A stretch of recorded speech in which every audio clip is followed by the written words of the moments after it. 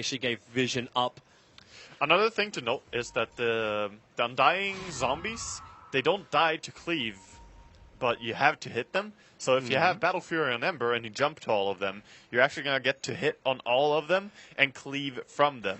So that's why Ember can work really well against Undying. So, you get more jump, you deal more damage, and if any of the enemy heroes are in the range, then you actually inflict more damage. Exactly. Because the old Tombstone, you would just kill all the zombies with one Battle Fury attack, but that's not the case anymore. So that might be a reason why we see more Ember now. He's just very nice against Undying in this sense. That's just a gimmicky interaction, though, or something you should know. LGD are baiting. Drums was the choice. Yeah, they are. This is a really, really big bait. But it's so obvious. Well, they know that they're not being watched because of their Observer Wards and Sentry Wards that have already been placed. So they know they've got command of their own jungle. They do. That's a very nice sentry. I'm just looking at Zhao 8 as he's running around and just, you know, securing his own jungle again, trying to put down some good vision for his team. Meanwhile, Silas got a nice creep wave on top coming, so good farm for him. So you got the 2 cores farming and the other 3 of LGD sitting and waiting. But C9, like, I think they're getting sick of this. They smoke underneath their own tier 2 tower at the exact same time as like cooldown was used on the top. So you're not going to be able to TP down to the bottom lane and give that to support when this fight comes. But now the wards are paying off for LGD. Look at this. They can back off. They saw that no one is farming the enemy jungle anymore. Oh, they're going to see each other as they run in. They have been spotted. They're trying to break the smoke. This is the best area of vision where they can break the smoke of Cloud9 and still get away to safety. He's looking for the initiation. He sees them. Oh, they found Yao, dragging him back. Tombstone instantly down. Yao, he can't snowball in time. They just have to let him go. MMY was coming in for the shallow grave, but he just couldn't reach him. That was a lot of skills committed for our Tuskar, though. So now they know that in 20 seconds, they're really strong to fight. They could just wait for a Tusk respawn and start going then. They could maybe even have gone in and punished, but the Tombstone is so risky to dive into. They're trying to loop around the Tombstone. But the Dire Observer Ward, this ward is so nicely placed down the tree line. Oh, as you say that. Mama, yeah, he's on the case. Oh, I guess they just can't have nice things. Yeah, really good D-wording by LGD. I'm so impressed. That's the 3rd really nice D-word in a row in the last 6 minutes or so. So, very good play. They have been reading C9 like a book here. Not a single Dire ward on the map right now. That is very frustrating when you play and you have this happening, because they don't even have a ward on the courier. Do they even have wards available? They have 1 ward available to purchase, and they have no wards on the map. That's a terrible spot to be in. You always want to have some vision. If you keep planning it down, like, you're probably going to be mentally like, I got to keep trying these different unique spots, and then you still get de-warded out. Yeah. Mentally, where do you go from there? And also knowing that LGD have the vision superiority, they're grouping up as 4, they're smoking up, and they're going north. It's easier to make decisions when you have so much vision. So yeah, they're just going into enemy jungle. They see that they're not in our jungle, so let's go and put some wards up here again and get some info. Yeah. They also show themselves, and there is a smoke from C9 now. As the Gyro revealed himself, they instantly try to wrap around this. Yeah, No-Tail TP'd out. He actually TP'd to the tier 2 tower to join that smoke gank. And this Observer Ward, which LGD placed, maybe it's going to give them the false sense of security. Yes, it could, actually. Sometimes your vision works against you. But at the same time, look at the vision of the Dire side. They only see Sylar here on the top lane. They don't understand the trap. Envy comes in from behind, however. Yao goes for the shards. Bone 7, a big blink in. He goes for Zhao Wei, dragging him back. So no Laguna blade, but then set up in towards the air. The Yulset protecting him while the cooldown. Perfect position with the flag cannon. Envy still alive with the storm going, but maybe he's your big man. Spirit jumping away. He needs to escape from the rest of Cloud9 because he's destroyed the rest of his team. Cloud9 take almost everything in the air. The stun on maybe. He's still got the Spirit down. The flame break, the extra stun, try to drain out the mana, a quick sleight of fist into the Spirit bump. Maybe is gonna live and get away from this, but he's the only one. His entire team is dead. Only Queen of Pain was killed, and she still has 2.9k gold and her ultimate orb, so she's looking very farmed. Could soon have her Hex against the Ember Spirit, which is terrifying for him. So, beautiful wraparound there by C9. And as you said, the false sense of security from the ward, they didn't think that they were going to get initiated on from behind. Yeah, and they were so clustered for it, too. Like, if you looked at that top lane for the box, it was basically 1, 2, 3, and 4 with the bait on the front lines. Like, this right here is what we call Box of Death. Yeah, definitely. They got completely shut in there. And that's also the beauty of having, you know, Batrider and Undying. You throw down the Tombstone immediately, and you grab one guy with the Batrider.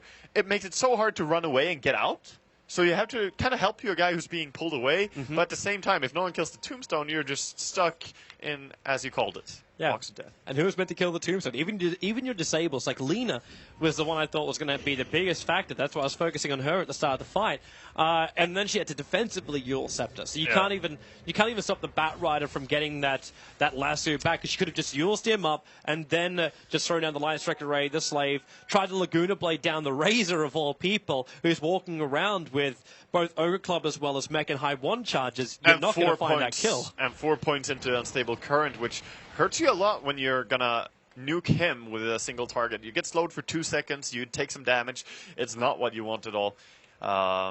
And next fight is only going to be harder. When he has his full BKB on, it's going to be very, very difficult. Here they come. Oh. Zhao Wei, Tombstone's going to drop, but Point7's not in position for the blink. However, Misery will onto Zhao Wei.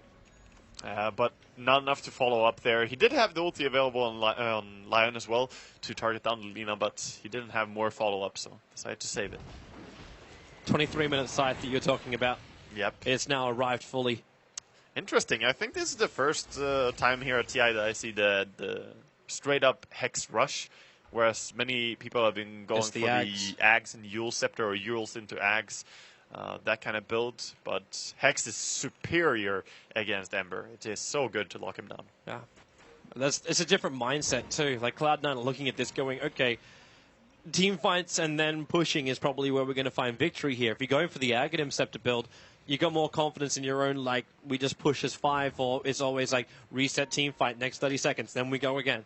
I wouldn't hate to see the Necrobook build this game as well. They don't have any pushing at all, and they're going up against the, you know, maybe's Ember and the Gyrocopter on this side and Dazzle. Late game is going to be dangerous. I'm not saying that they're straight up weaker, but it's still not going to be easy to execute if you can't finish this game when you have a big advantage.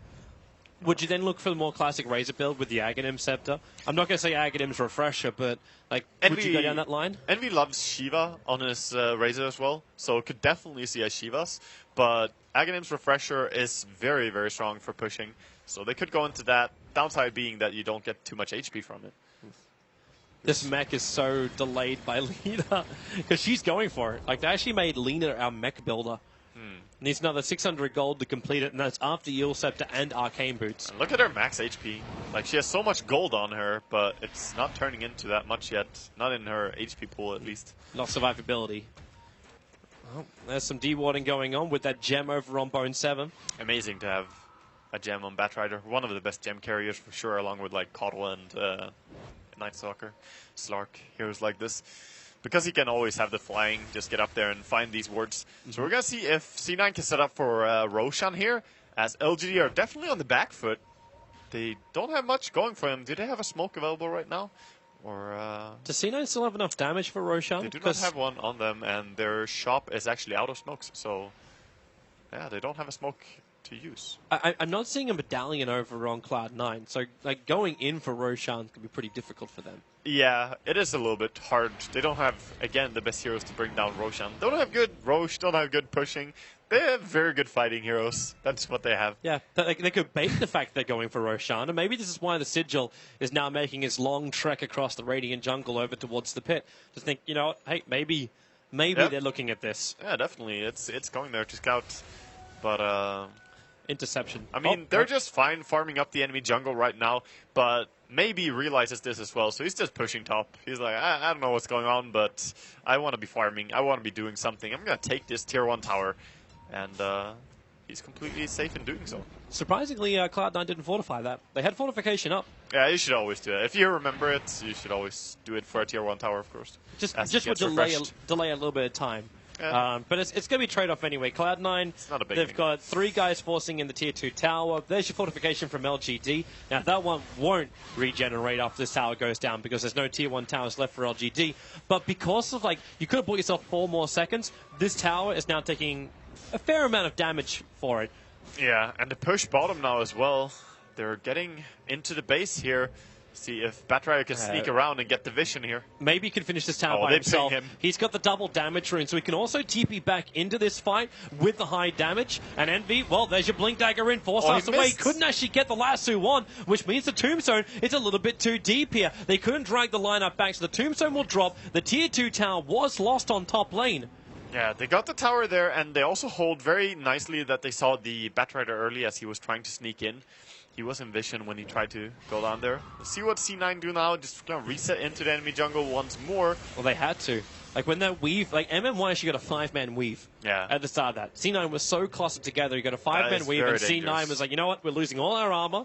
That's a double damage rune, Ember Spirit. We do not want to be here. And Ember does have the Battle Fury now. You know, I'm gonna believe that that is one of the bigger parts that separates casual players and players who are very experienced is things like that, the small things. People won't notice the dazzle and how much it does until you actually have played quite a bit and realize it's a very dangerous spell. If you get Gyrocopter's flat cannon on you when you have minus armor, your entire team might be gone immediately. And I'm just looking at Envy right now. I'm trying to wait and see what he's going to pick up for next item, because I would love to see the Shivas in this game. More armor on him would definitely be nice. And, he might need it just up against the Dazzle. Yeah. More than anything else. But he then might also think, well, should I build an Assault Cuirass for my team? Like, I know you like the Shivas on him, but like, who else would be building such an item for Cloud9? Unless Bone 7 starts getting crap tons of money.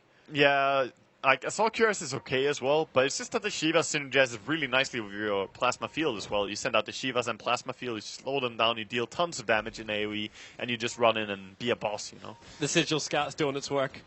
Yeah. They're really keeping very, very close eyes over on Roshan. Same time, the Sigil's going to scout the courier moving down, so it's going to flag the fact, in fact, there is the instant ping. It's like, okay, we see the Sigil, and the Sigil sees us.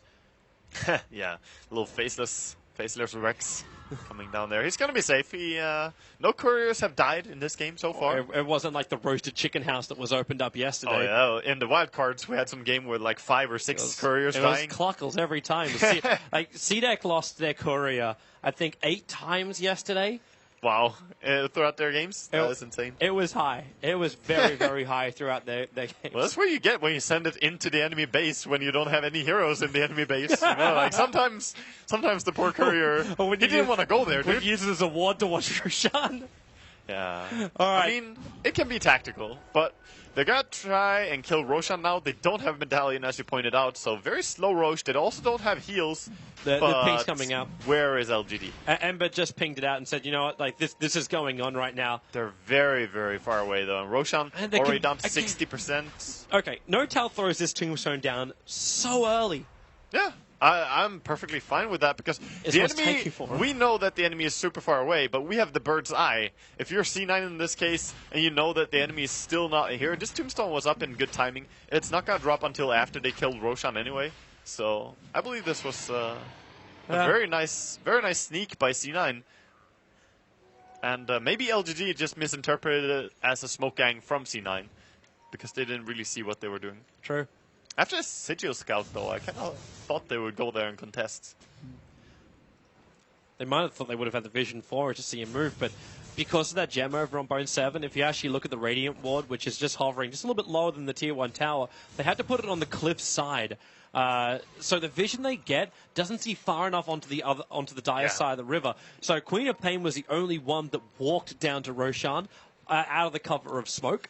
Same on Same on the top rune, if you look at that, the Radiant Ward there. They really got creative in their warding, and this is some anti-gem wards that you will throw down. They're just harder to see, less chance that you're going to run by and be like, oh, hey, easy ward. So LGD